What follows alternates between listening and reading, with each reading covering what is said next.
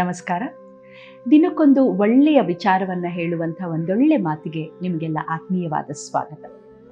ಒಂದು ಆಭರಣದ ಅಂಗಡಿ. ಆ ಅಂಗಡಿಯಲ್ಲಿ ನಾನಾ ರೀತಿಯ ಆಭರಣಗಳು, ನವರತ್ನದ ಹಾರ, ಕಂಠಿ ಹಾರ, ವಜ್ರದ ಹಾರ, ಚಿನ್ನದ ದೊಡ್ಡ ದೊಡ್ಡ ಹಾರಗಳು, ಹೀಗೆ ನಾನಾ ರೀತಿಯ ಹಾರಗಳಿದ್ವಂತೆ.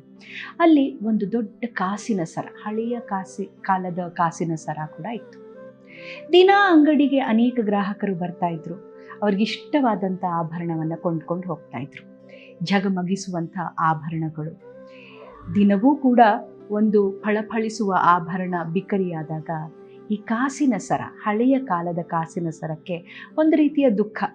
ನನ್ನನ್ನು ಯಾರೂ ಇಷ್ಟಪಡೋದಿಲ್ಲ, ನನ್ನನ್ನು ಯಾರೂ ಈಗಿನ ಕಾಲದವರು ಇಷ್ಟಪಡೋದಿಲ್ಲ ಅಂತ ಕಾಸಿನ ಸರ ಬೇಜಾರು ಮಾಡ್ಕೊತಿತ್ತಂತೆ.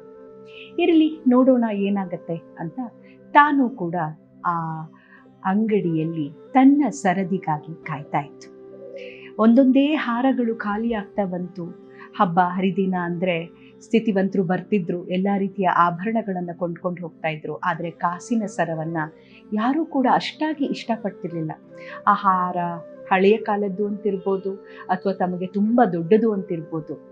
ಅಂತೂ ಕಾಸಿನ ಸರ ಯಾರಿಂದನೂ ಖರೀದಿಸಲ್ಪಡಲಿಲ್ಲ. ಒಂದು ದಿನ ಇದ್ದಕ್ಕಿದ್ದ ಹಾಗೆ ಒಂದಷ್ಟು ಜನ ಆ ಅಂಗಡಿಗೆ ಬಂದರು. ಹೆಚ್ಚಿಗೆ ಮಾತಾಡಲಿಲ್ಲ.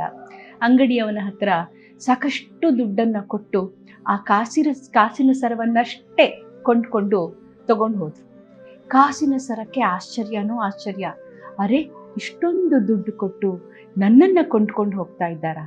ಇಷ್ಟು ದಿನ ನನ್ನನ್ನು ಕೇಳೋರೇ ಇರಲಿಲ್ಲ, ಈಗ ನನ್ನನ್ನು ಯಾರಿಗೆ ಉಡುಗೊರೆಯಾಗಿ ಕೊಡ್ಬೋದು ಅಂತ ಯೋಚನೆ ಮಾಡ್ತಂತೆ. ಮಾರನೇ ದಿನ ಊರ ಹಬ್ಬ, ಊರ ದೇವಿಗೆ ಆಭರಣವಾಗಿ ಆ ಕಾಸಿನ ಹಾರವನ್ನು ಎಲ್ಲರೂ ಕೂಡ ಉಡುಗೊರೆಯಾಗಿ ಕೊಟ್ಟು ಊರ ದೇವಿಯ ಕೊರಳನ್ನು ಆ ಕಾಸಿನ ಹಾರ ಅಲಂಕರಿಸಿದಾಗ ಆನಂದ ಬಾಷ್ಪ ಆ ಕಾಸಿನ ಸರಕ್ಕೆ ಬಂತಂತೆ.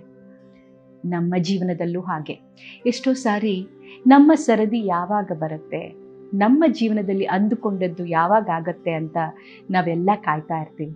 ನಮ್ಮ ಸ್ನೇಹಿತರು, ಅಕ್ಕಪಕ್ಕದವರು ಎಲ್ಲರಿಗೂ ಕೂಡ ಒಳ್ಳೊಳ್ಳೆ ಅವಕಾಶಗಳು ಸಿಕ್ಬಿಡುತ್ತೆ.